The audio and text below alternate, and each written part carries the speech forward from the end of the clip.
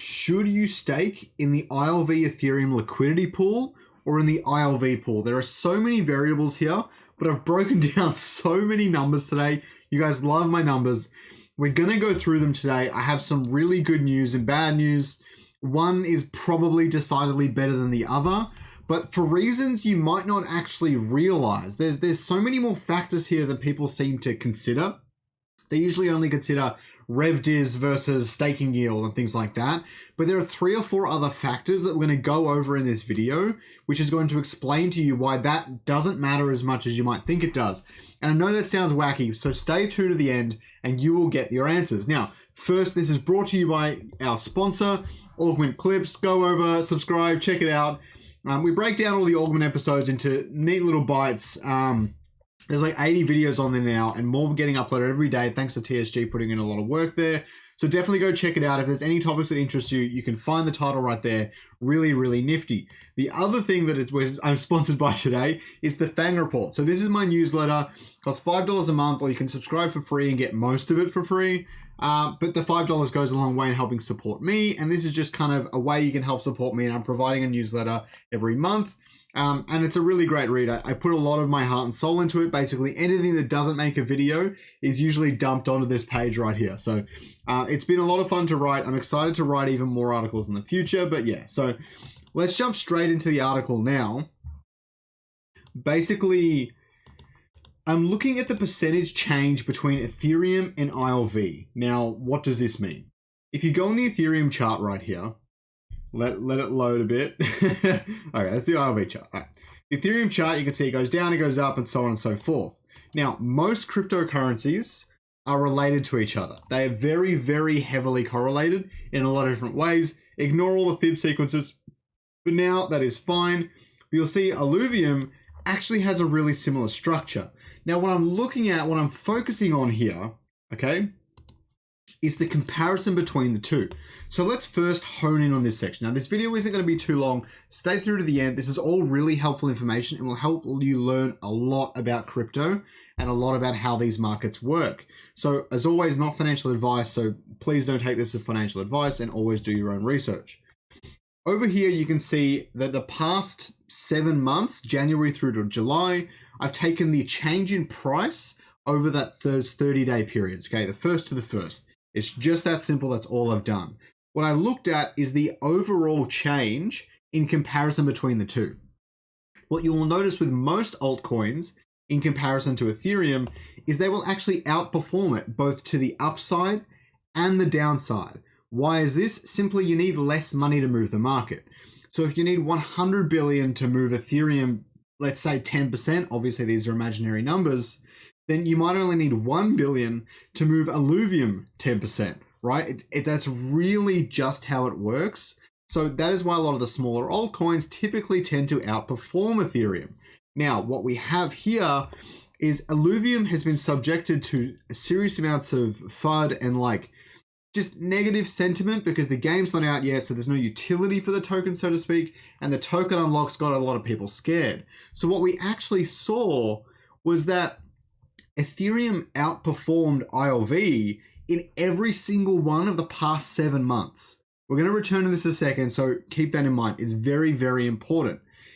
Overall, I've averaged it out and I've done all the maths for you, and it totals to about a 17% difference. I think it's a little bit more.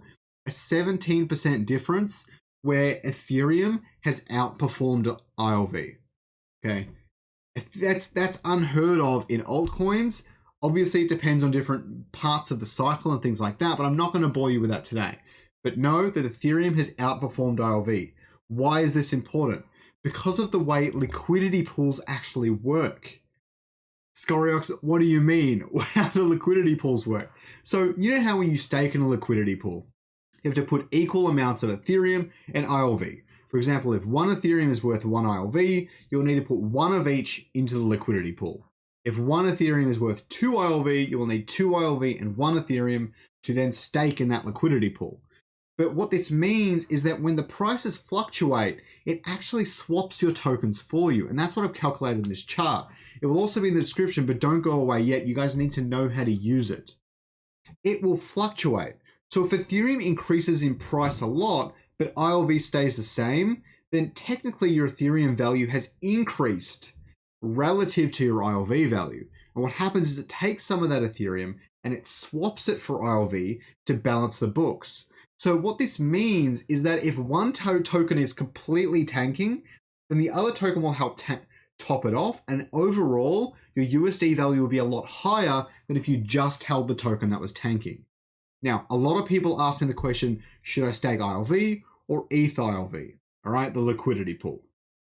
The big takeaway here is that ETH ILV not only gets a lot of staking yield, but if the ILV price decreases considerably, your USD value will be lost considerably, whereas if you had Ethereum, which is currently outperforming ILV, you hedge your wallet a little bit, right?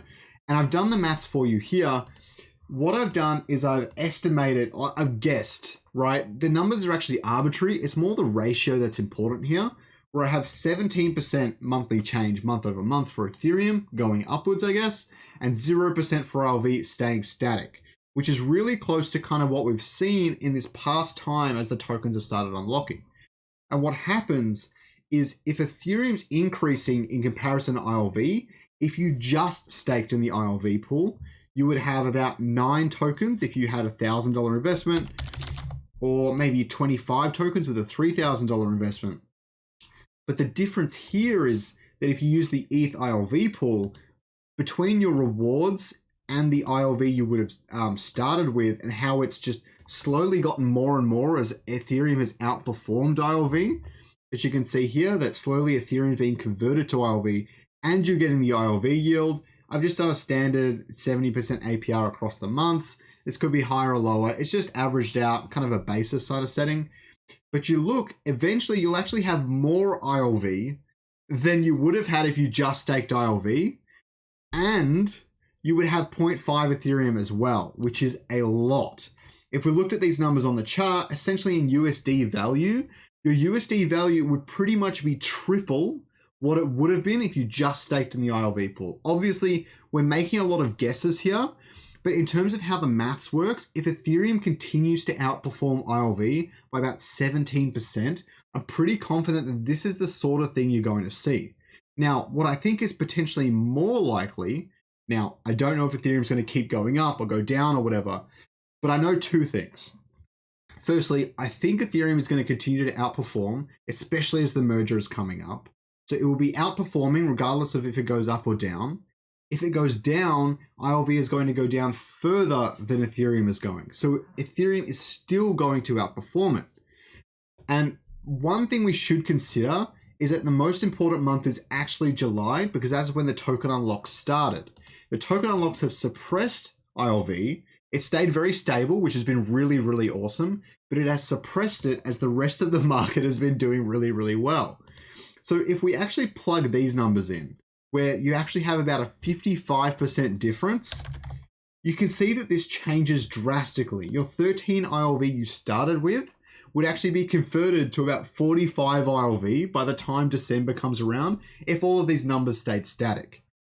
We're not really including RevDiz here, and maybe that would make some differences, but you guys can see where I'm coming from, that these numbers can change really drastically. And you can see in the chart that it just moons. It absolutely goes on a parabolic run.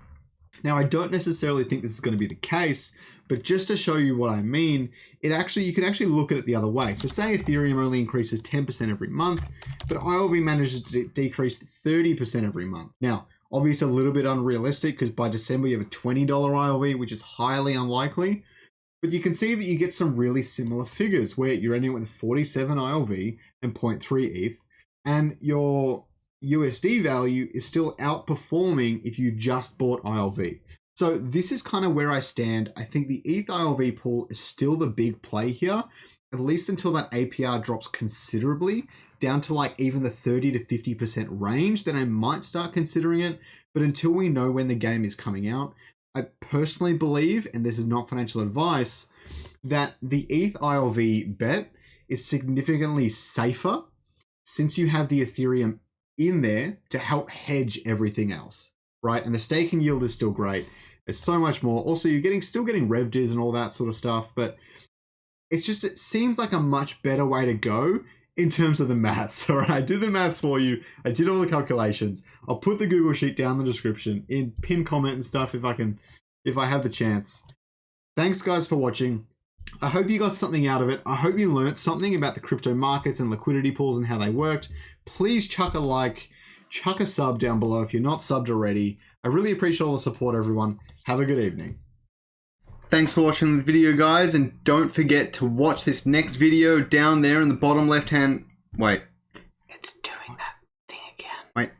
It's happened again? Oh, crap. Happened again!